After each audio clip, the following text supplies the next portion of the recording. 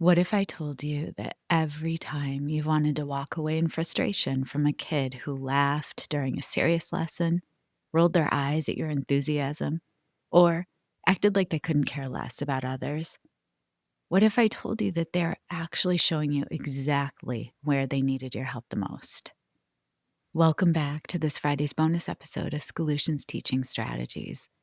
I'm Olivia Wall, and I learn so much every time I'm in conversation with Eli Harwood.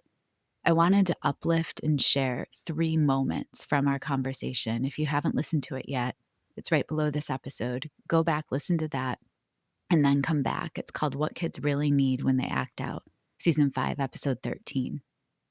Today, I want to revisit 3 of Eli's game-changing insights. We'll go back to why greeting your kids like a golden retriever actually rewires their brain for security, how you could use a reaction journal to build real empathy without forcing it, and the critical difference between raising a confident child versus an arrogant one. Whether you're the teacher with a student in your class who you feel like just doesn't care, or the caregiver whose teenager treats you like a piece of furniture, these next 15 minutes are about to transform how you see every single challenging behavior. Because, as Eli taught me, you've got to reach before you teach. This is Solutions Teaching Strategies, the podcast that extends education beyond the classroom. A show that isn't just theory, but practical, try-it-tomorrow approaches for educators and caregivers to ensure every student finds their spark and receives the support they need to thrive. Welcome back to this Friday's bonus episode of Solutions Teaching Strategies. I'm Olivia Wall, and I am still buzzing from my conversation with Eli Harwood. Those moments in an interview when someone says something and you literally feel your entire worldview shift. I always have those moments when I'm in conversation with Eli, and I wanted to revisit and reflect on them with you. So let's paint a picture together. You're teaching about something heavy, maybe the Holocaust, maybe slavery, maybe a recent tragedy, and suddenly a kid laughs. You feel yourself getting angry. You want to stop everything and lecture about respect and empathy. But here's what Eli taught me that completely flipped my perspective. She said that nervous laughter is often the body's first response to horror and terror. So let me say that again. It's not disrespect always. It could be dysregulation. When kids don't know how to hold those big, painful feelings in their nervous system, their body tries to bring levity to the moment. I've actually had so many adults reach out since this episode released on Monday, emailing me to say, yeah, this happens to me too as an adult. So here's what I am practicing. Instead of a knee-jerk response, this is not funny. Instead, I could pause and say, like Eli suggested, this is kind of awkward, isn't it? I want you to all notice when we laugh during this, because when we're laughing, it's often a sign that we're feeling uncomfortable about the level of pain in this story. And that makes sense because this is disturbing. Think about that. We're not shaming them. We're not forcing empathy. We are teaching them to recognize their own nervous system responses. We're giving them emotional literacy in real time. And here is a genius move of Eli's that I cannot wait to start trying in classrooms right away next week. She suggests having kids keep a reaction journal when reading difficult content. Not a summary, not a comprehension question, a reaction journal. I felt angry here. This made me want to look away. I laughed when they mentioned this, and I don't know why. Imagine if we normalized all the messy, uncomfortable reactions to difficult content instead of pretending they don't exist. That's how we actually build empathy, not by forcing it, but by helping kids understand their own responses first. The next one is so simple, and I've seen Eli put out reels on social about this. I promise you, though, it is a game changer, and it can be in your house, it can be in your classroom. Eli calls it enthusiastic greeting, and she learned it from, wait for it, Dogs. You know how your dog acts like you've returned from being away for a month when you're just getting back from going to the kitchen? That pure, unfiltered joy. Eli says that's what our kids need from us every single day. She said, and I'm quoting here, "My kids know without a doubt that when they see me, when they're coming off the school bus, when they're waking up in the morning, that my eyes are going to light up. My face is going to light up. My arms are going to be wide open." Now, I'll tell you, after learning about this, every time someone's coming in my house, I do my best to at least be at the door and give them a hug and greet them. But I also pay attention to how their mood is when they're walking in the room because I don't want to overdo it. I love how Eli speaks to attuning with the people around you and matching their emotional mood or state. The first time you try this, people may look at you like you've lost your mind, but it's important to be present and let people know that when they're entering your space that you're excited to see them. And here's what Eli said that really stuck. That structure, more than maybe any other structure you create as a parent, is making sure your kids know that they bring light into your heart when they come into the room. Teachers, this works in classrooms too. That moment when they walk in the classroom, that eye contact, that genuine smile, like, "I am glad you're here" energy. That's the same thing as the dog greeting at home.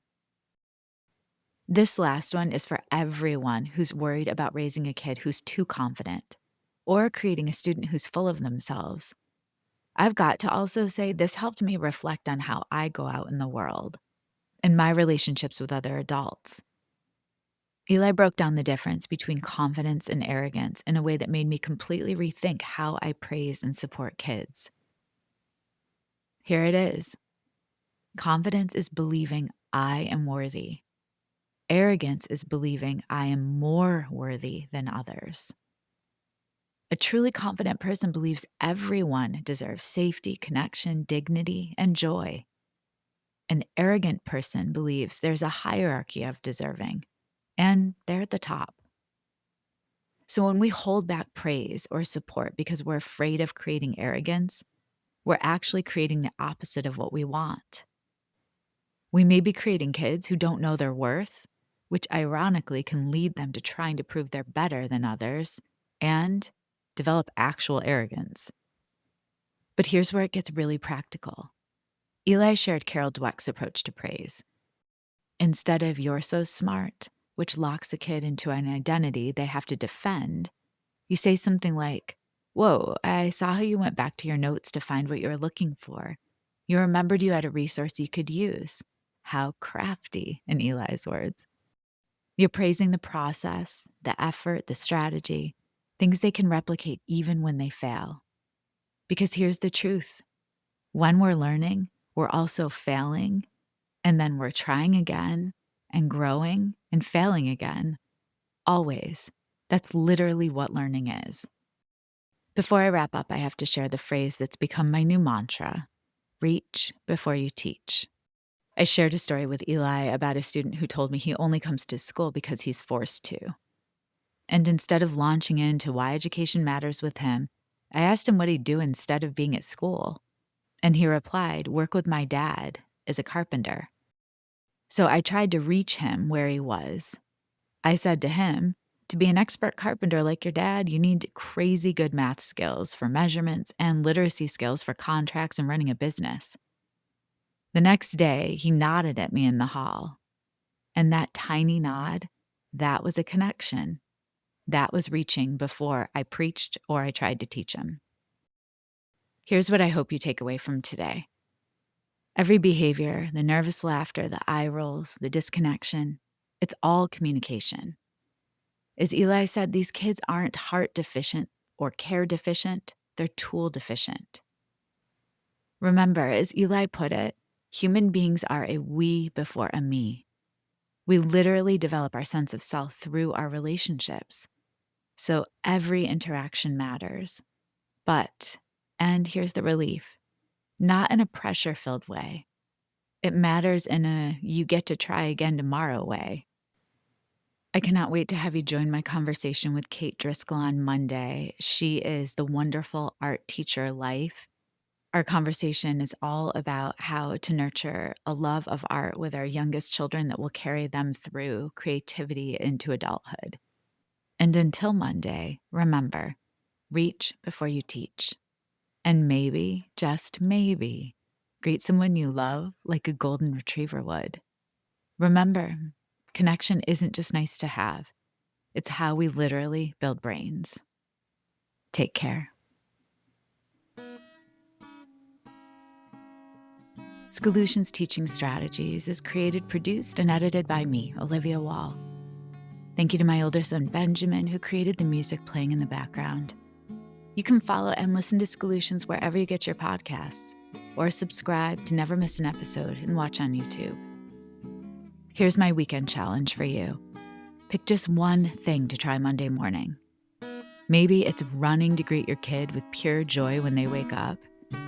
Maybe it's pausing before correcting a student's inappropriate reaction and asking yourself, and maybe even them, what is happening in their nervous system right now. Or maybe it's simply asking yourself Eli's daily question: what do I need to be regulated enough to connect with people in my life today? Make sure to share this episode with an educator or parent who needs to hear that they are not failing when their kids act out. Their kids are just showing them exactly what they need. And remember, reach before you teach, always. Make sure to send me an email at solutionspodcast@gmail.com and tell me one thing from this conversation that's shifting your thinking. Let me know what your next step is. And tune in every Monday for the best research-backed coaching and teaching strategies that you can apply right away to better the lives of the children in your care. Stay tuned for my bonus episodes every Friday, where I'll reflect and share connections to what I learned from the guests that week. See you then.